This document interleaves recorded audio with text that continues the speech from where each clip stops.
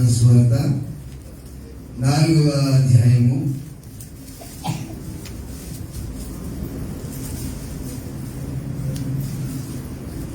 1వ వచనాన్ని చదువుకుందాం. 4వ అధ్యాయము 1వ వచనం. అప్పుడు యేసు అపవాది చేత శోధింపబడుటకు ఆత్మ వలన అరణ్యమునకు కొనిపోబడెను. అపవాది అనే చోట 3 అనే ఫుట్నోట్ ఉంటుంది. దాని క్రింద ఏముందో చూడండి, సాతాను. అప్పుడు యేసు సాతాను చేత శోధింపబడుటకు ఆత్మ వలన అరణ్యమునకు కొనిపోబడెను అని ఈ సమయంలో మనము యేసుక్రీస్తు వారు 40 దినములు 40 రాత్రులు ఉపవాసము చేసినటువంటి కాలాన్ని ఈరోజు మనము ధ్యానం చేసుకోబోతున్నాం. ప్రియులారా, యాకోబు పత్రిక 1వ అధ్యాయము, యాకోబు పత్రిక 1వ అధ్యాయము 12, 13, 14, 15 వచనాలు కూడా మనము చదువుకుందాం. శోధన సహించువాడు ధన్యుడు, అతడు శోధనకు నిలిచిన వాడై ప్రభువు తన్ను ప్రేమించు వారికి వాగ్దానము చేసిన జీవ కిరీటము పొందును. దేవుడు కీడి విషయమై శోధింపబడనేరడు. ఆయన ఎవరిని శోధింపడు గనుక ఎవడైనను శోధింపబడినప్పుడు నేను దేవుని చేత శోధింపబడుచున్నానని అనకూడదు. ప్రతి వాడును తన స్వకీయమైన దురాశ చేత ఈడవబడి మరలు కొలుపబడిన వాడై శోధింపబడును. దురాశ గర్భము ధరించి పాపమును కనగా పాపము పరిపక్వమై మరణమును కనును. ప్రియులారా, ఈ వారము మనము శోధన అనేటటువంటి మాటను ధ్యానం చేసుకుంటున్నాం. మనందరికీ తెలుసు, మనం ఇప్పుడు ప్రత్యేకమైనటువంటి కాలములో ఉన్నామని. సంవత్సరంలో ఒక్కసారి దేవుడు మనకు అనుగ్రహించేటటువంటి మరి విశేషమైనటువంటి కాలం, పునరుత్థానానికి సంబంధించినటువంటి కాలం. మనము సంవత్సరము నూతన పరచబడడానికి ప్రత్యేకమైనటువంటి పాఠాలు నేర్చుకునేటటువంటి కాలం. వీటిని లెంట్ డేస్ అని మనకు అందరం పిలుచుకుంటున్నాము. 40 రోజులు ఉపవాస ప్రార్థనలని, ఇలాగా అనేక పేర్లతో మనము ఈస్టర్ పండుగకు ముందు వచ్చేటటువంటి 40 రోజులను మనము వ్రత దినాలుగా అనుసరిస్తున్నాం. అంటే మనము పాటిస్తున్నాం. అంటే ఆచారంగా కాకుండా అందులో ఉన్నటువంటి పరమార్థాన్ని దృష్టిలో పెట్టుకొని ఆ కోణములో మనము నూతన పరచబడడానికి ఏ విధంగానైతే ఈ వసంత కాలంలోనే ఇది ఏర్పాటు చేయబడింది.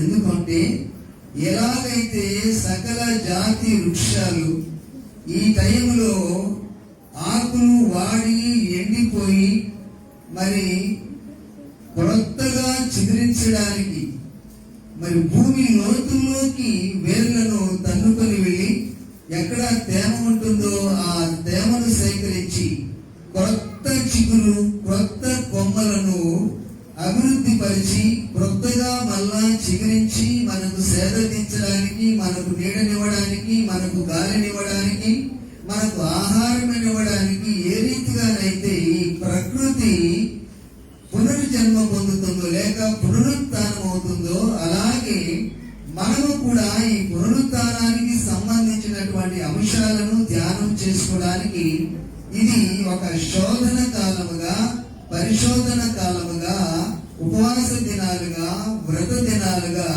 మన పూర్వీకులైనటువంటి క్రైస్తవ పండితులు ఈ అంశాన్ని ప్రవేశపెట్టారు. సంవత్సరములో మండలము రోజులు ఒకసారి గుర్తు చేశాను కావాలని. ప్రియులారా, ఈవేళ మనము చదువుకున్నటువంటి వాక్యాన్ని ఇప్పుడు మనము ధ్యానం చేసుకుందాం. యేసుక్రీస్తు వారు దేనికోసం వెళ్ళాడంట అరణ్యానికి? అప్పుడే మర్చిపోయిన వాక్యము, శోధింపబడడానికి. ఎవరి చేత? అపవాది చేత లేక ఆత్మ చేత కొనిపోబడ్డాడు. ఎక్కడికి? అప్పుడు యేసు అపవాది చేత శోధింపబడుటకు ఆత్మ వలన అరణ్యమునకు కొనిపోబడ్డాడు. సైతాను చేత శోధింపబడడానికి ఆత్మ వలన అరణ్యమునకు కొనిపోబడ్డాడు. అంటే ఆత్మ ఆయనను అరణ్యానికి తీసుకొని వెళ్ళింది. ఆత్మ అంటే దేవుడు, మనం తెలిసిన అంశం ఇది. అప్పుడు ఆ శోధకుడు 40 దినములు 40 రాత్రులు ఉపవాసం ఉండిన పిమ్మట, 40 దినములు 40 రాత్రులు ఉపవాసం ఉండిన పిమ్మట ఆయన ఆకలి కొనగా. జాగ్రత్తగా మనం ఈవేళ ఈ అంశాన్ని ధ్యానం చేసుకుంటున్నాం. మనకు సంబంధించినటువంటి శోధనల గురించి తర్వాత మనం ఆలోచన చేసుకుంటాం. ముందుగా యేసుక్రీస్తు వారు శోధింపబడినటువంటి అంశంలో కొన్ని పాఠాలు ఈ ఆదివారం మనము నేర్చుకోబోతున్నాం. ప్రియులారా, ఆకలి కొనగా అప్పుడు శోధకుడు అంటే సైతాను లేక అపవాది ఆయన యొద్దకు వచ్చి ఏమంటున్నాడు? 3వ వచనంలో, నీవు దేవుని కుమారుడు అయితే ఈ రాళ్ళు రొట్టెలగున్నట్లు ఆజ్ఞాపించుమనెను. అందుకు ఆయన, మనుషుడు రొట్టె వలన మాత్రము కాదు గాని దేవుని నోట నుండి వచ్చు ప్రతి మాట వలనను జీవించును అని వ్రాయబడి ఉన్నదనెను. ప్రియులారా, మనము చాలా సంగతులు ఈ భాగంలో చూస్తాం. 1 నుండి 11 వచనాల వరకు అనేకమైనటువంటి విషయాలు చూస్తాం. సాతాను యేసుక్రీస్తు వారిని 3 రీతుల్లో శోధిస్తాడన్నమాట. సరిగ్గా శోధనలు ఎప్పుడు వస్తాయంటే మనము అవసరములో ఉన్నప్పుడు. ఇప్పుడు యేసుక్రీస్తు వారు ఆకలి కొన్నాడు, 40 దినములు అరణ్యములో ఉన్నాడు. ఏమీ లేవు. ఆయన అరణ్యంలో నీళ్లు తాగాడో లేదో కూడా మనకు తెలియదు. కానీ ఏ భోజన పదార్థాలు ఏమీ లేవన్నమాట. ఏ రీతిగానైతే మరి ఈ ప్రకృతి కొత్తగా చిగురించడానికి వేదన చెందుతుందో ఆ రీతిగా ఆయన సేవ చేయడానికి మన కోసమై 40 దినములు 40 రాత్రులు కటిక ఉపవాసము చేశాడు. ఆకలేసిపోతుంది అన్నమాట. సరిగ్గా ఆకలైన టయానికి అపవాది వచ్చి యేసు ప్రభువును శోధిస్తుంది. ఎందుకు శోధిస్తుందంటే అసలు యేసుక్రీస్తు మరి ఈ ఆత్మ చేత కొనిపోబడడంలో ఉన్న కారణం ఏంటంటే ఈ 40 రోజుల వ్రత దినాలలో ఆయన చేయవలసినటువంటి కార్యానికి అవసరమైనటువంటి దేవుని శక్తిని సంపాదించుకోవడానికి కొనిపోబడ్డాడనమాట. అక్కడ టాస్క్ అన్నమాట. ఈ శోధన ఆత్మ చేత కొనిపోబడ్డాడు. అపవాది కూడా శోధించడానికి రెడీగా ఉన్నాడన్నమాట. ఇది ఈ ఇరువురికి మధ్యన జరుగుతున్నటువంటి ఒక ఛాలెంజ్ అన్నమాట. యేసు ప్రభువుకు సాతానుకు జరిగినటువంటి ఒక టాస్క్ అన్నమాట ఇది. సరిగ్గా ఇద్దరు కూడా వాక్యాలతోనే మాట్లాడుకుంటారు. ఇక్కడ అపవాది మాట్లాడిన మాటలు ఏంటంటే, నీవు దేవుని శక్తిని పొందుకున్నావు కాబట్టి ఎందుకు ఆకలితో నడవలేని పరిస్థితిలో ఉంటావు? ఎలాగా నీకు ఇప్పుడు శక్తి వచ్చింది, నువ్వేం పలుకుతే అది జరిగిపోద్ది కదా, ఈ రాళ్ళను రొట్టెలుగా చేసుకొని తినొచ్చు కదా అని చెప్పేసి అంటే, అప్పుడు దానికి ఆధారం ఉంది. రాళ్ళను రొట్టెలు చేసుకొని తినవచ్చు కదా అనేటటువంటి మాటకు ధర్మశాస్త్రంలో సైతానుకు ఆధారం ఉంది. కాబట్టి యేసుక్రీస్తు వారు ఏం చేశారంటే వాక్యముతోనే సాతానుకు సమాధానం చెప్తాడు. ఏమనంటే, మనుషుడు రొట్టె వలన మాత్రము కాదు కానీ దేవుని నోట నుండి వచ్చి ప్రతి మాట వలన జీవించును అని వ్రాయబడి ఉన్నదని. అంటే అతను వ్రాయబడినటువంటి దాన్ని ఎత్తుకొచ్చి యేసు ప్రభువును శోధిస్తున్నాడు అన్నమాట. మన జీవితాలలో కూడా మనకు అత్యవసర పరిస్థితులు ఏర్పడినప్పుడు, మనకు అనానుకూలమైన పరిస్థితులు ఏర్పడినప్పుడు, ఏమి చేయాలో తెలియనటువంటి పరిస్థితులు, అత్యవసర పరిస్థితులు ఏర్పడినప్పుడు అనేకమైనటువంటి ఆలోచనలు వస్తూ ఉంటాయన్నమాట. శరీర సంబంధమైనటువంటి ఆలోచనలు వస్తూ ఉంటాయన్నమాట. కాబట్టి మనం ఏం చేస్తామంటే కొన్నిసార్లు దేవునిని నిర్లక్ష్యం చేసి ఏం చేస్తాం చెప్పండి, శోధనకు లోబడిపోతామన్నమాట. ఇవాళ నేను క్యాంపుకి వెళ్ళాను. ఏనన్నా ఆదివారం నేను అదే పనిగా అంత శ్రద్ధగా వస్తున్నాను అని అంటే ఏమంటారంటే, మామూలుగా పిండి వేస్తున్నామండి అని చెప్పేసి అన్నారు. అంటే ఆదివారం ఆలయానికి వస్తే ఏం జరుగుతుంది? దేవుని ఆశీర్వాదం కలుగుతుంది, దేవుని శక్తి మనకు లభిస్తుంది. వాక్యంలో శక్తి ఉంది కదా, మనం వినేటటువంటి మాటలు వృధాగా పోవండి. మరి మీరు ఎలా వింటున్నారో, ఎలా అంగీకరిస్తున్నారు? దేవుని వాక్యములో జీవం ఉంది. ఇప్పుడు మరి ఈరోజు మనం దేవుని సన్నిధికి రాలేకపోయామని అంటే ఇక అదే ఉదాహరణ దొరుకుతుంది. అస్తమానం ఆదివారాన్ని గురించి వాగుతాడు ఈ పాస్టర్ గారు, మీరు అనుకుంటారేమో. అనుకున్నా నాకేం ప్రాబ్లం ఏం లేదు, ఎందుకంటే అర్థం కావాలంటే ఇదే ఉదాహరణ సులువుగా దొరుకుతుంది నాకు. కాబట్టి ఏమైపోతున్నా, మనము దేవుని శక్తిని శరీరానికి మనం ఏం చేసుకుంటున్నాము, ఉపయోగించుకుంటున్నాం అన్నమాట.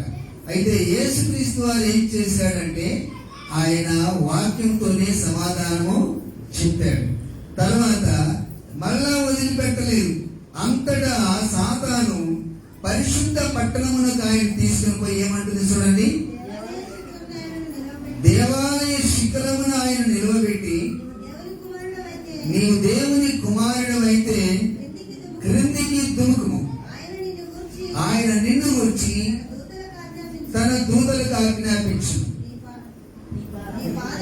నీ పాదం ఎప్పుడైనను రాతికి తగులకుండా వారు నిన్ను చేతులతో ఎత్తుకొందురు అని వ్రాయబడి ఉన్నదని అతనితో చెప్పాను. మళ్ళీ ఇక్కడ వాక్యాన్నే కోడి చేసి మాట్లాడుతున్నాడు సాతాను. ఆధారం లేకుండా సాతాను మనల్ని శోధించడానికి రాడు. ఆధారం లేకుండా, అవకాశం లేకుండా సైతాను మనల్ని శోధించేటటువంటి హక్కు దేవుడు సైతానుకు ఇవ్వలేదు. యోబు విషయంలో పర్మిషన్ తీసుకొని వచ్చి శోధించడం అనేది జరిగిందనమాట. కాబట్టి మనము అవకాశం ఇస్తేనే అతడు ఏం చేస్తాడనమాట, శోధిస్తాడు. వాక్యంలో మనల్ని శోధించడానికి ఆధారం వాడికి మనం ఇస్తే సాతాను మనం ఏం చేస్తాడంటే శోధిస్తాడు. కాబట్టి మనం ఏం చేయాలి, అపవాదికి చోటు మనము ఇవ్వకూడదు. చాలా జాగ్రత్తగా ఉండాలి. ఎక్కడ కాస్తంత మరి అవకాశం దొరికినా ఏం చేస్తాడు అని అంటే అతను వచ్చి మనల్ని శోధిస్తాడనమాట. చాలా భయంకరంగా శోధిస్తాడన్నమాట. ఇంకా మళ్ళా మనము ఎందుకు వచ్చిన దేవుడులే అనేలాగా చేస్తాడు. కాబట్టి మనం ప్రారంభంలోనే చాలా జాగ్రత్తగా ఉండాలి. అప్పుడు వెంటనే యేసుక్రీస్తు వారు ఏమన్నారు, అందుకు యేసు, ప్రభువైన నీ దేవుని నీవు శోధింపవలదని మరి యొక్క చోట రాయబడి ఉన్నదని వారితో చెప్పాను. అంటే మళ్ళా అదే మాటను రిపీట్ చేయలేదు, మరి యొక్క చోట ఉన్నదని, నువ్వు దేవుణ్ణి శోధించకూడదని మరి యొక్క చోట రాయబడి ఉన్నదని. మరలా ఆయన అపవాది ప్రశ్నకు సమాధానముగా వాక్యమునే, లేఖనాన్నే ఎత్తి అపవాదితో మాట్లాడుతున్నాడు. మనకు కూడా అలాంటి అవకాశం ఉండాలి. ఒకవేళ సైతాను మనల్ని శోధించడానికి వచ్చినప్పుడు మనకు ఒక మంచి ఆధారమైన వాక్యం ఉంది, దేవుడు మనకి ఇచ్చినటువంటి వాగ్దానం. ఏం చేయాలి, అపవాదిని అపవాదిని ఏం చేయాలి? Very good. అపవాదిని ఎదిరించండి, వాడు మీ యొద్ద నుండి పారిపోతాడు. అపవాదిని ఎదిరించండి, వాడు మీ యొద్ద నుండి పారిపోతాడు. అపవాది తలను కలువరి శిలువలో యేసు సిద్ధగా త్రుక్కాడు అన్నమాట. కాబట్టి అతను ఏమీ చేయలేడు. మన మీద ఇప్పుడు అతనికి అధికారం లేదు. ఎందుకంటే ఏ అధికారంతో మానవుని శోధించడానికి ఆధారం ఉందో ఆ అధికార పత్రాన్ని యేసుక్రీస్తు వారు ఏం చేశారు? సిలువకు కొట్టి దానిని చించి వేశాడు. కాబట్టి ఇప్పుడు సైతాను మనల్ని అదే పనిగా వచ్చి శోధించడానికి ఛాన్స్ లేదు. మనం అవకాశం ఇస్తే మాత్రం అతను ఊరుకోడు అన్నమాట. కాబట్టి వాడు శోధించడమే కావాలి, అతడు శోధించడమే కావాలి. మనం ఏం చేయాలి? ఎదిరించే తీరాలి అన్నమాట. మనం ఎదిరించి తీరాలి. ఇది కూడా మనకు ఒక టాస్క్ అన్నమాట. కాబట్టి ఈ దినాలలో మనం నేర్చుకోవలసినటువంటి సంగతులు కూడా ఇవి కూడా ఒక భాగం అన్నమాట. అప్పుడు అంతటితో వదిలిపెట్టలేదు, అంతటితో వదిలిపెట్టలేదు. ఏం చేశాడు? మరలా అపవాది మిగులా ఎత్తైన ఒక కొండ మీదకి ఆయన్ను తోడుకొని పోయి ఈ లోక రాజ్యములన్నిటినీ వాటి మహిమను ఆయనకు చూపి నీవు సాగిలపడి నాకు నమస్కారం చేసిన ఎడల వీటినన్నిటినీ నీకిచ్చదనని ఆయనతో చెప్పగా యేసు వారితో సాతానా పొమ్ము, ప్రభువైన నీ దేవునికి మొక్కి ఆయనను మాత్రము సేవింపవలెను అని వ్రాయబడి ఉన్నదనెను. అంతటా అపవాది విడిచిపోగా ఇదిగో దేవదూతలు వచ్చి ఆయనకు పరిచర్య చేసి. ఇప్పుడు అపవాదిని ఏం చేశాడు? యేసు ప్రభువారు పొమ్మన్నాడు. ఏమన్నాడు చెప్పండి? పొమ్మన్నాడు. ఎంతమందికి ఉంది ఆ ధైర్యము? పొమ్మనాలి అన్నమాట. అపవాది అంటే డైరెక్ట్ గా 2 బొమ్మలు వేసుకొని మనకేం కనిపించడు. జ్వరం వచ్చిందనుకో ఏం చేయాలి? దాన్ని పో అని చెప్పాలి. ఏ బలహీనత వచ్చినా, ఏ శ్రమ వచ్చినా దాన్ని పొమ్మనే చెప్పాలి. ఎందుకంటే దాని వెనకాల ఉండేది ఎవరు? శోధకుడు. కాబట్టి మనకు ఆ ధైర్యం కావాలి. ఎందుకంటే మనుషులు రొట్టె వలన మాత్రం కాదు, కానీ దేవుని నోట నుండి వచ్చి ప్రతి మాట వలనను జీవిస్తాడు. దేవుడు మనకు ఆ శక్తినిచ్చాడు. దేవుని వాక్యానికి అంత పవర్ ఉంది. లేదంట ఎబ్రీయులకు రాసిన పత్రిక 4వ అధ్యాయము వచనం చదవండి. శుద్ధమైన ఎబ్రీ పత్రిక 4వ అధ్యాయము వచనం చదవండి. ఎందుకనగా దేవుని వాక్యము సజీవమై బలము గలదై రెండంచులు గల ఎటువంటి ఖడ్గము కంటెను వాడిగా ఉండి ప్రాణాత్మలను కీళ్లను మూలుగను విభజించునంత మట్టుకు దూరుచు హృదయం యొక్క తలంపులను ఆలోచనలను శోధించు. దేవుని వాక్యము అది ఖడ్గం అన్నమాట.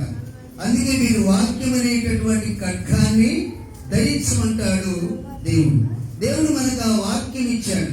దాని గురించి అంటాడు, దేవుని వాక్యము ఎవరికి వచ్చునో వారే దైవములు. అంటే ఆయనంతటి వారిని అన్నమాట.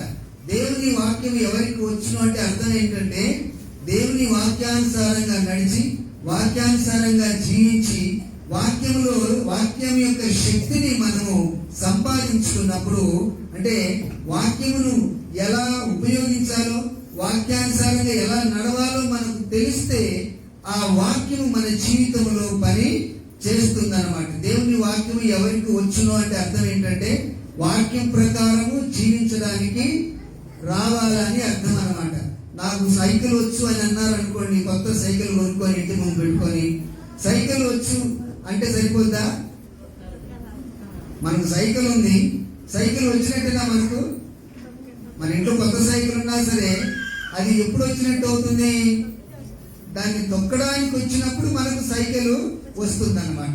వాక్యము రావడం అంటే అది దేవుని వాక్యం ఎవరికి వస్తుందో వారు దేవుళ్ళు అవుతారని ఉంది. అంటే వాక్యానుసారంగా జీవించడానికి వచ్చినప్పుడు మనము కూడా దేవుడిలాగా మనము ఇంకా ఆయన కంటే ఎక్కువ కార్యాలు మీరు చేస్తారని యేసు ప్రభు వారే స్వయంగా చెప్పారు ప్రియులారా. ఇక మూడవసారి ఏం చేశాడు ఈయన? చాలా ప్రాముఖ్యమైనటువంటి విషయం. ఇంకా ఈ ఒక్కసారి ట్రై చేద్దాం అనుకున్నాడు. మూడు ఛాన్సులు కదా, 1 2 3 గో, అంతే. ఎక్కడైనా అదే కదా. ఇప్పుడు 3 అనేటటువంటి సంఖ్య ఇక్కడి నుంచే వచ్చింది. ఆటల పోటీల్లో కానీ దేంట్లో కానీ on your mark study go కదా. కాబట్టి ఈ 3 అనేటటువంటి సంఖ్య 1 2 3 అనేటటువంటిది ఇక్కడ నుండే వచ్చేసింది అన్నమాట. అన్ని బైబిల్ నుండే వచ్చినాయిలేండి. లా కానీ, తర్వాత సెక్యూరిటీ ఫోర్స్ కానీ, మిలిటరీ వ్యవస్థ కానీ, ఇవన్నీ కూడా బైబిల్లో నుండే వచ్చినాయి. ఇప్పుడు అవన్నీ చెప్పుకునేటటువంటి టైం ఏమి కాదు. అయితే థర్డ్ ఛాన్స్ ఇచ్చాడు. ఎవరైనా మూడే కదా ఛాన్స్ ఇచ్చేది. 2 3 సాక్షులని కూడా మన బైబిల్లో చూస్తామన్నమాట. ఇక్కడ మొత్తం దేవుని ప్రణాళికకే ప్లాన్ వేశాడు. అసలు యేసుక్రీస్తు ఎందుకు వచ్చాడు ఈ లోకానికి? దేవుడు ఎందుకు ఆయన లోకానికి పంపించాడు కదా? ఈ లోకాన్ని సంపాదించుకోవడానికి వచ్చాడు ఆయన, అంతే కదా. దేవుడు లోకముని ఎంతో ప్రేమించి తన కుమారుణ్ణి లోకాన్ని పంపించాడు. లోకాన్ని ప్రేమించాడు అంటే అర్థం ఏంటి? లోకాన్ని సంపాదించుకోవడానికి. ఎందుకు? లోకం ఆయనది కాదా? ఆయనదే లోకం. కానీ ఏమైంది? ఆదాము ఆజ్ఞను అతిక్రమించడం ద్వారా సాతాను ఏం చేశాడు అంటే ఈ లోకాన్ని తన స్వాధీనము చేసుకున్నాడు. కాబట్టి ఆయన సృష్టించినటువంటి ఆయన సృష్టిని ఆయన ప్రేమిస్తున్నాడు. కాబట్టి ఎలాగైనా దాన్ని మరలా తిరిగి సంపాదించుకోవాలని చెప్పేసి మనల్ని ఈ భూలోకంలో పుట్టించి ఆయన ఆత్మని ఈ లోకంలో ప్రవేశపెట్టి మన యొక్క ఆయన మెజారిటీని పెంచి ఈ లోకాన్ని తిరిగి ఆయన సంపాదించుకోవాలన్న ఉద్దేశంతో దేవుడు తన కుమారుని ఈ లోకానికి పంపిస్తాడనమాట. ఇప్పుడు దీనికి ప్లాన్ వేస్తా ఉన్నాడు. ఇప్పుడు యేసుక్రీస్తు వారు కనుక సాగిలపడి నమస్కారం చేస్తే ఏం పోతుంది? ఇది పోతుంది. ఏది? సాతాను ఈ లోకం ఇచ్చేస్తాడు. కానీ ఏం పోతుంది? దేవుడికి ఏం నష్టం అయిపోతుంది? దేవుని ప్రణాళిక ఫెయిల్ అయిపోతుంది. పరలోక రాజ్యానికి వాడికి స్థానం దొరుకుతుంది కదా. అంతే కదండి. ఈ లోకము నిమిత్తమై సాతానుకు నమస్కారం చేస్తే దేవుని కుమారుడే, సృష్టికర్తయే, సకలము ఆయన వలననే కలిగినది ఏది ఆయన లేకుండా కలగలేదు. అలాంటి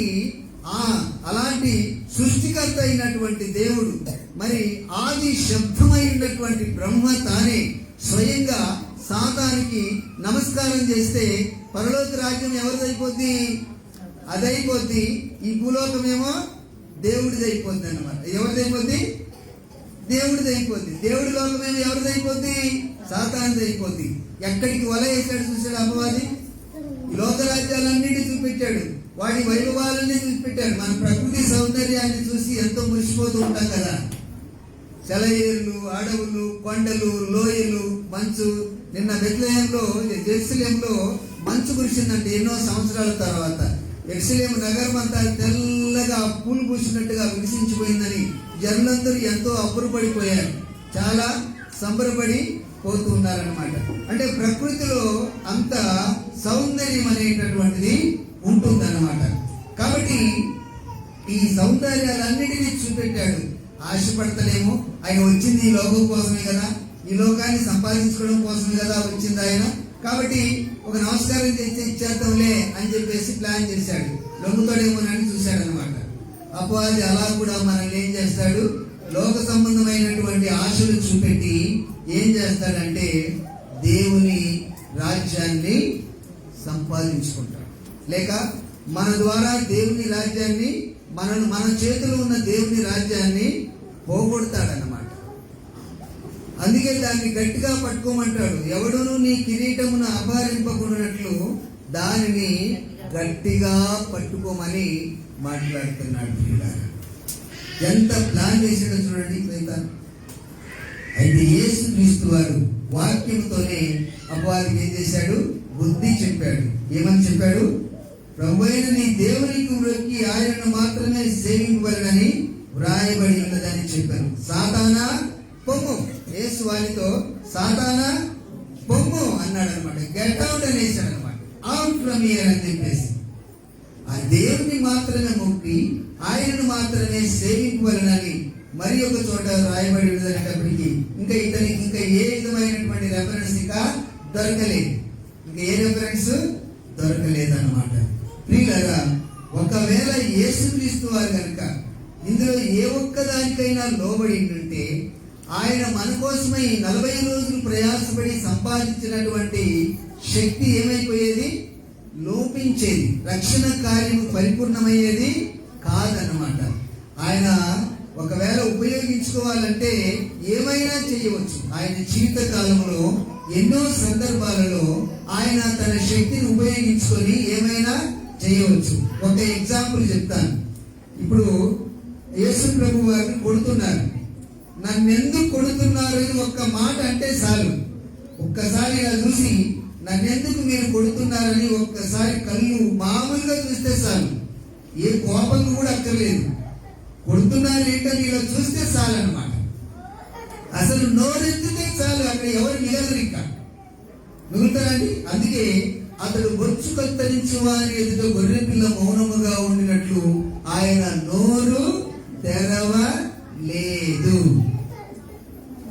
బొచ్చు కత్తిరించి వారి దగ్గర గొర్రె ఒకవేళ దూకితే ఏం చేస్తాడు? ఒక పొడుగు పొడిచిందంటే కొమ్ములు పట్టులో దిగిపోతాయి కదా. కానీ మరి ఇక్కడ ఆయన నోరు తెరవలేదు. కనీసం ఏ విధమైనటువంటి కోపము చూపు కూడా వారి మీద ఆయన చూపలేదు. మామూలుగా గెత్సెమనే తోటలో యేసు ప్రభు వారిని పట్టుకోవడానికి వచ్చారు. ఎలా వచ్చారు? తాళ్ళు, కత్తులు, గుదియలు, బల్లెలు, దిమిటులు ఇవన్నీ తీసుకొని వచ్చేసారన్నమాట. బందిపోటు దొంగ మీదికి వచ్చినట్లు నా మీదికి వచ్చి ఉన్నారా? ఎవరిని వెతుకుతున్నారు మీరు? నజరేయుడైన యేసునా? నేనే ఆయన్ను అని చెప్పేసి అన్నాడు అంతే. ఇదిగో నేనే ఆయన అని చెప్పేసి చేతులు ఇస్తున్నారు బెడ్లు వేయించుకోవడానికి, కట్టేసుకోండి నేనే అని చెప్పేసి. మామూలుగా నేనేనని చెప్పిన దానికి ఏమయ్యారు వాళ్ళు చెప్పండి? బోర్లో పడిపోయారు వెనక్కి. అలాంటిది మరి 40 రోజులు ఆయన శోధించబడినటువంటి సమయము సామాన్యమైనటువంటిది కాదు. ఇంత గొప్ప శక్తి ఉంది ఈ 40 రోజులకు. అయితే దీన్ని దృష్టిలో పెట్టుకొని మనం ఆ శక్తిని 40 రోజులు ఏం చేయాలి? సంపాదించుకోవాలి. దీక్షతో మన చాలా మంది ఉపవాసం ఉన్నారు. నాకు తెలుసు 40 రోజులు చాలా మంది ఒంటిపొడు ఉపవాసం ఉండే వాళ్ళు ఉన్నారు. తర్వాత మరి ఒక్కొక్కరు ఒక్కొక్క రకంగా మరి చాలా మంది ఈ సంవత్సరం పాటిస్తున్నారని నాకు అర్థమైంది. తప్పేమీ లేదు. కానీ ప్రియులారా, మీరు శోధించబడుతున్నారని తెలుసుకోండి. మీరు శోధించబడుతున్నారని తెలుసుకోండి. మీరు సంపాదించుకునేటటువంటి శక్తి ఈ 40 రోజుల ప్రార్థన జీవితంలో శరీర సంబంధమైనటువంటి అంశాల కోసము ఆ శక్తిని మీరు వినియోగించుకోవాకండి. దేవుని రాజ్యం కోసం ఆ శక్తిని మనం ఏం చేసుకోవాలి? అట్టి పెట్టుకోవాలి. అలా పెట్టుకుంటే దేవుని రాజ్యము, దేవుని నీతిని మనం వెతికినటువంటి వారి అవుతాం. కాబట్టి మనకు తెలియకుండానే ఏం చేస్తుందంటే ఏ రోజు ఏది కావాలో ఆ రోజే మన అవసరాలను తీరుస్తుంది. అదే కదా యేసుక్రీస్తు వారు చెప్పింది. తెల్లవారితే సోమవారానికి దేవుడు ఏం చేశాడు? సోమవారానికి దేవుడు ఏం చెప్పాడు? మన అవసరాలు ఏమున్నాయో ఆ అవసరాలు నువ్వు తీర్చమని ఆ రోజుకు దేవుడు అప్పచెప్పాడు కదా. మనం ఏం చేస్తున్నామంటే ఆ రోజును పక్కన పెడుతున్నాము, మనం ప్రయత్నము చేస్తున్నాం. ఏది గొప్పది? అది కదా. ఏది గొప్పది? మనం గొప్పలమా? రోజు గొప్పదా? రోజు గొప్పది. రోజు గొప్పది అన్నమాట. కాబట్టి దానికి మన బాధ్యతలను అప్పచెప్పగలగాలి. అటువంటి స్వతంత్రత మనము సంపాదించుకున్నటువంటి వారిమై ఉండాలి అన్నమాట. ఇంతటి మహత్తరమైనటువంటి మరి మార్గము ఎక్కడా మనకు దొరకదు ప్రియులారా. మరి ఎక్కడ అనడానికి లేదు. ఎందుకంటే ఆ మార్గము మనమే, మన అంతరంగ పురుషుడే ఆ మార్గము.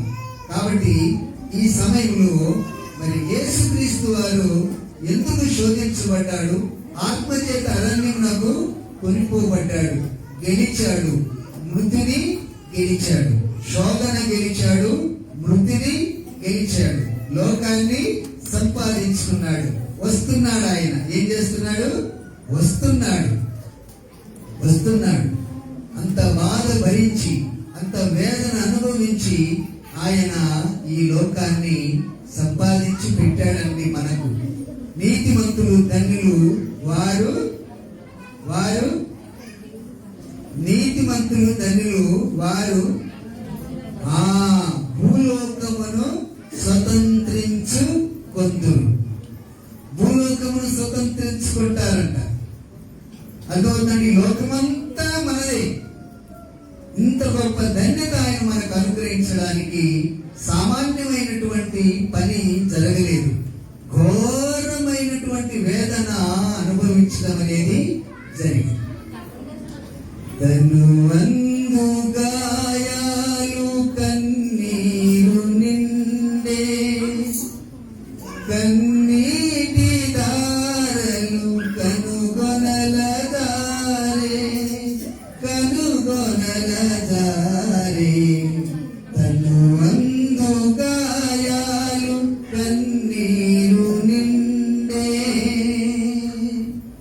తలపై అల్లిన ముళ్ళ కిరీటము తల్లి పొత్తిళ్ళలో రేగిను జ్వాలలు, తలపై అల్లిన ముళ్ళ కిరీటము తల్లి పొత్తిళ్ళలో రేగిను జ్వాలలు, సిలువల పొల్లిన రక్తపు ధారలు, సిలువల పొంగిన రక్తపు ధారలు, కలువరి గిరిలో కాలువలై పారే, కలువరి గిరిలో కాలువలై పారే, తనువందు గాయాలు కన్నీరు నిండే,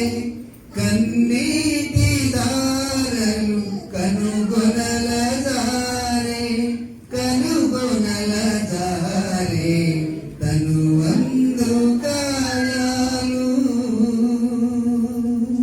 కన్నీరు నిండే. ఇంత గొప్ప పని ఆయన చేయడం వల్ల మనకు ఈ లోకాన్ని సంపాదించి పెట్టాడు. సైతానును గెలిచాడు.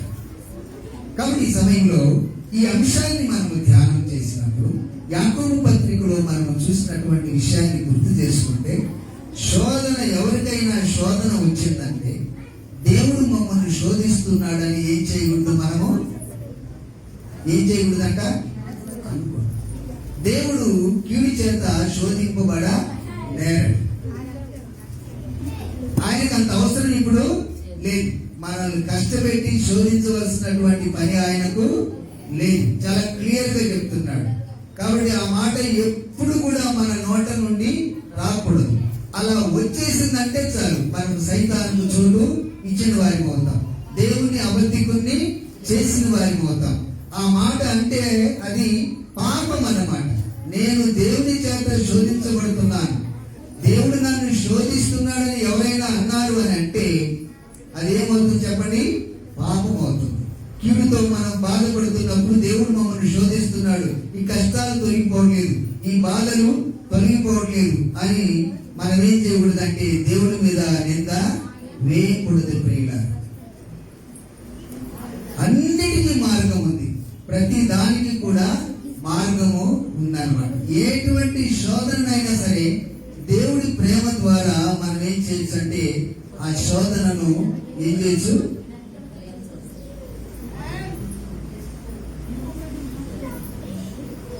చాలా అంశాలు ఉన్నాయి. శోధనలో ఎన్ని రకాల శోధనలు ఉంటాయి, కుటుంబాల్లో ఎన్ని రకాల శోధనలు ఉంటాయి, వాటిని ఎలా జయించాలి, దేవుని బిడ్డలు ఎలా జయించడానికి అనేకమైనటువంటి ఉదాహరణలు ఈ మధ్య కాలంలో మీడియాలో చాలా విస్తృతంగా ప్రచారంలో ఉన్నాయి. అవి ఇప్పుడు చెప్పడానికి టైం లేదు నాకు, మళ్ళా ఎప్పుడైనా చెప్పేస్తాను.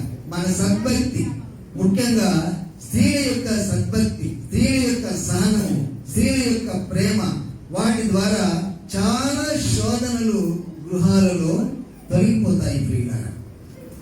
కాబట్టి ఈ సమయంలో మన శోధన మనకు ఎందుకు కలుగుతుందంటే మన దురాశ వలననే మనకు శోధనలు కలుగుతున్నాయి. సంతృష్టి సహితమైన దైవభక్తి గొప్ప లాభ సాధనమైనది. వేరే రీజన్ ఇంకా ఏమీ లేదన్నమాట. ఏదో ఒక అంశం మీద దురాశ పుట్టే శోధనలు మనకు కలుగుతాయి. అది డబ్బు మీద కావచ్చు, సౌందర్యం మీద కావచ్చు, మరి ఇంకా హోదా మీద కావచ్చు, శరీరాశ, నేత్రాశ, జీవపు డమ్మం. ఇవే కదా యేసుక్రీస్తు వారు జయించిన 3 శోధనలు. మొదటిది ఆకలి, శరీరం. రెండవది నేత్రాశ. నువ్వు పై నుండి కింద చూస్తే అందరు నిన్ను చూస్తారు, అందరు నిన్ను పొగిడేస్తారు, నేత్రాశ కదా. ఆ తర్వాత భూలోకమంతా అయిందైతే జీవపు డమ్మం, నాకు కాబట్టి ఇంత ఉంది అని చెప్పేసి. శరీరాశ, నేత్రాశ, జీవపు డమ్మం, 3 శోధనలను ఆయన ఏం చేశాడు? జయించాడు. జయించి మనకు ఈ లోకాన్ని అంతా అప్పచెప్పాడు. రేపు ఆయన వస్తున్నాడు. రేపు ఆయన ఏం చేస్తున్నాడండి? వచ్చేస్తున్నాడు. ఆయన వచ్చేసి మనకు అసలు ఆ నిర్మాణమే లేదు, డైరెక్ట్ గా పరలోక పట్టణాన్ని తీసుకొచ్చి ఈ ప్లాట్ఫామ్ మీద ఆయన ఏం చేస్తున్నాడంటే ప్రతిష్ఠిస్తున్నాడు. అర్థమవుతుందండి? పరలోక పట్టణాన్ని ఈ భూమి అనేటటువంటి ప్లాట్ఫామ్ మీద ఆయన నిర్మాణం చేస్తున్నాడు. ప్రకటన గ్రంథంలో మనం చూస్తామన్నమాట. దాని వర్ణన అద్భుతంగా ఉంటుంది. దాని గుమ్మాలు అద్భుతంగా ఉంటాయి ప్రియులారా. అక్కడ ఉండేటటువంటి నది నేను దర్శనంలో చూశాను. దేవుని సన్నిధిలో ఉండి యథార్థంగా చెప్తున్నాను. పరలోక పట్టణాన్ని, నూతన యెరూషలేమును నేను దర్శనంలో చూశాను. అక్కడ ఒక నది ప్రవహిస్తుంది. ఆ నదిని గురించి నాకు చాలా ఆశ్చర్యం వేసేసింది. అంటే నేను ప్రాహారికలోనే ఉన్నాను, ఇటు ప్రక్కనే ఉన్నాను, అంటే అవతలి ప్రక్కన లేను. దేవుడు ఆ పరలోక పట్టణంలో నేను లేను, పట్టణం యువతల నుండి నేను చూస్తున్నాను ఆ పరలోక పట్టణాన్ని. నదులు మామూలుగా పల్లం ఉంటే ప్రవహిస్తాయి కదా, ఆ నది అలా కాదు. కొండలు ఎక్కుతుంది, తర్వాత దిగుతుంది, మొత్తం అన్ని వీధుల్లో గుండా అది సంచారము చేస్తుంది. అది ఎక్కడెక్కడ మారుతుందో అక్కడ అద్భుతమైనటువంటి కార్యాలు జరుగుతున్నాయన్నమాట. ఒక అద్భుతమైనటువంటి దర్శనం అది. చాలా రోజులైంది, నాకు గుర్తొచ్చింది. వాళ్ళు తెల్లవారుతామున మరి నిన్న జూన్ యాప్లో చెప్పాల్సింది చెప్పలేకపోయాను. ఎందుకంటే జూన్ లో ఈ సంగతులు మాట్లాడుతున్నాను. కీర్తనల గ్రంథం మీరందరూ కూడా చూడొచ్చు. పొద్దున్నే 5:45 చాలా అద్భుతమైనటువంటి వర్తమానాలు ఇస్తున్నాను. కీర్తనల గ్రంథం 47వ అధ్యాయం మొదలు పెడుతున్నాను. కాబట్టి మీరారా, ఈ సమయంలో ఆ పరలోక పట్టణమును దేవుడు మనకు సంపాదించి పెట్టడానికి ఆయన శోధనను జయించాడు. ఇప్పుడు మనము శోధనని జయిస్తే మనకు కలిగేటటువంటి ధన్యత ఏంటంటే, సేమ్ ప్రకటన గ్రంథంలో మొత్తం 7 రకములైనటువంటి ధన్యతలు ఉన్నాయి. 7 విధములైనటువంటి పొజిషన్స్ ఉన్నాయన్నమాట. ఆ పొజిషన్స్ అన్ని మనం అనుభవించవచ్చు అన్నమాట. అది మహిమ కలిగినటువంటి లోకం. దాని వర్ణన అసలు మనం వర్ణించడానికి మన నాలుకలు సరిపోవన్నమాట. అటువంటి అద్భుతమైనటువంటి ఆశీర్వాదాన్ని మనకు అనుగ్రహించడానికి ఆయన 40 దినములు కటిక ఉపవాసం ఉండి మనకు రక్షణ భాగ్యాన్ని ప్రసాదించాడు. కాబట్టి మనకు శోధనలు వచ్చినప్పుడు ప్రియులారా, మనము దేవుని చేత శోధించబడుతున్నామని అనుకోకూడదంట.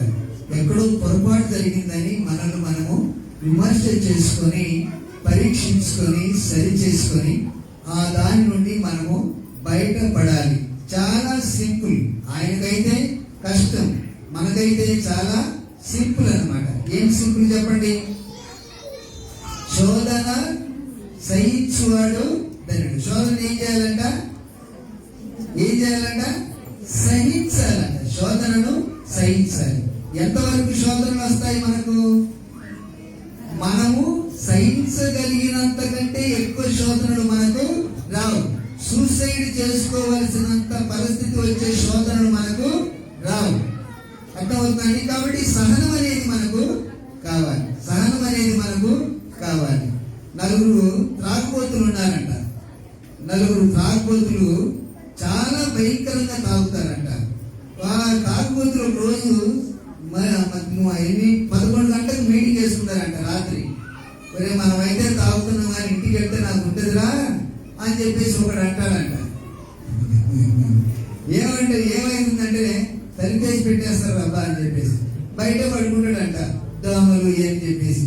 నీ పరిస్థితి అదే అని చెప్పేసి అంటే ఇంకొకటి అంటాడంట, ఇక్కడైతే సరదాగా తాగుతున్నాం కానీ ఇంటికి వెళ్ళేటప్పటికి పిల్లలు నిద్రపోతున్నా సరే 11, 12 అయినా సరే రే చిన్నాడు ఒక పెద్దోడు అమ్మ పాప మీ డాడీ ఇచ్చాడు లేమని చెప్పి లేపెట్టంట అందరూ పట్టుకొని తంతారంట అవన్నీ. తాగినప్పుడు తుక్కలు పట్టేస్తాను.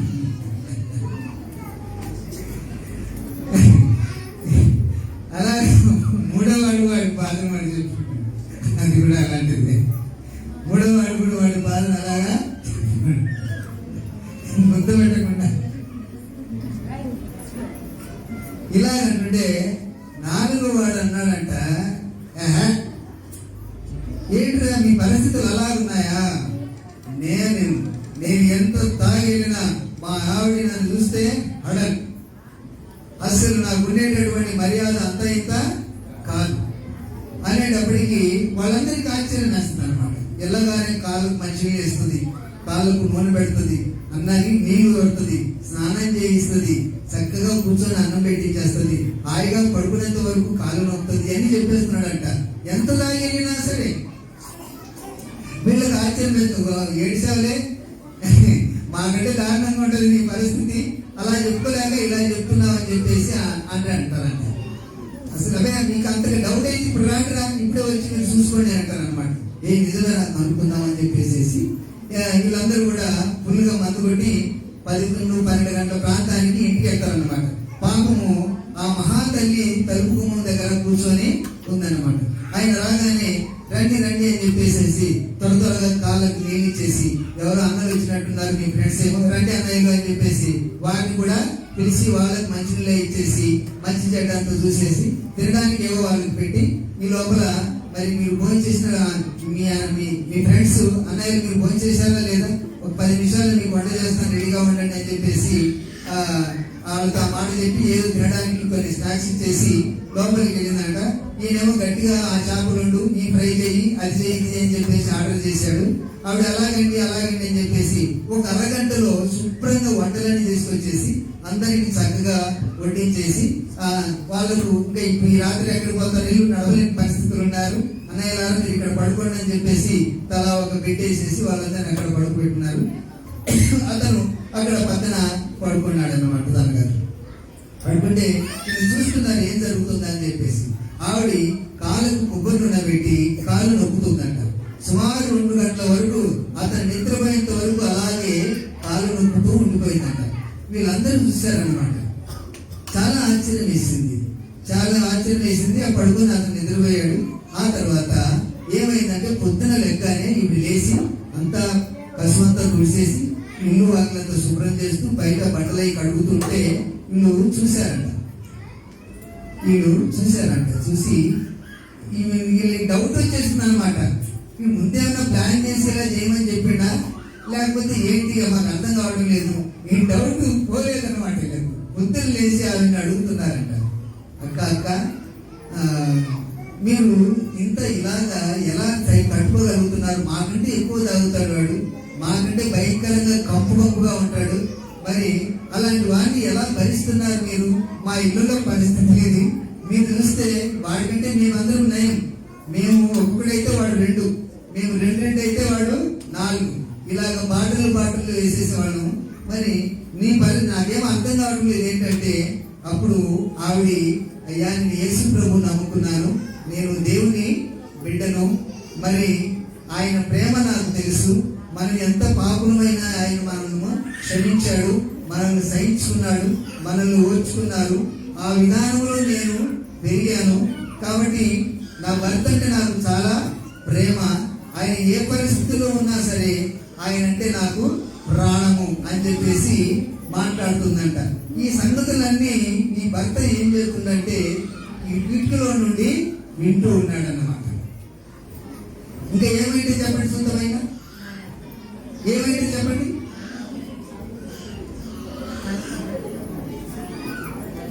ఇంకా తాగడము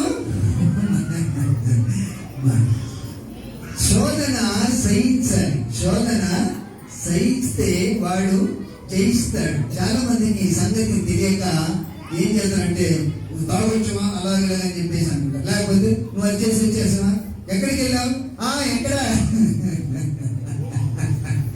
నవ్వుకుంటున్నారు.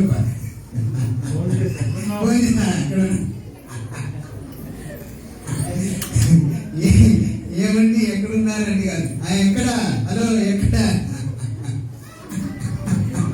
అయ్యో మరి సమయంలో మరి శోధనలు వస్తాయి. వాటిని మనం ఏం చేయాలంటే సహనముతో ఏం చేయాలి, వాటిని మనము జయించాలి. జీవ కిరీటం ఇస్తాడు దేవుడు. శోధన జయిస్తే ఏమిస్తాడంట, జీవ కిరీటము ఇస్తాడు. కాబట్టి ప్రభువు మన కోసమే శోధించబడి ఇంత గొప్ప భాగ్యాన్ని మనకు ప్రసాదించినప్పుడు మనము శోధనలో కూడా ఏం చేయాలి, ప్రభువును మహిమపరచగలగాలి. శోధనను మనము జయించాలి. అపవాదిని ఎదిరించేటటువంటి శక్తిని మనము సంపాదించుకోగలగాలి. ఇది ఇవాళ దేవుడు మనకు ఈ ఆదివారము నేర్పినటువంటి ఉపదేశం. దేవుడు ఈ వాక్య భాగాన్ని దీవించి ఆశీర్వదించును గాక. ఆమేన్.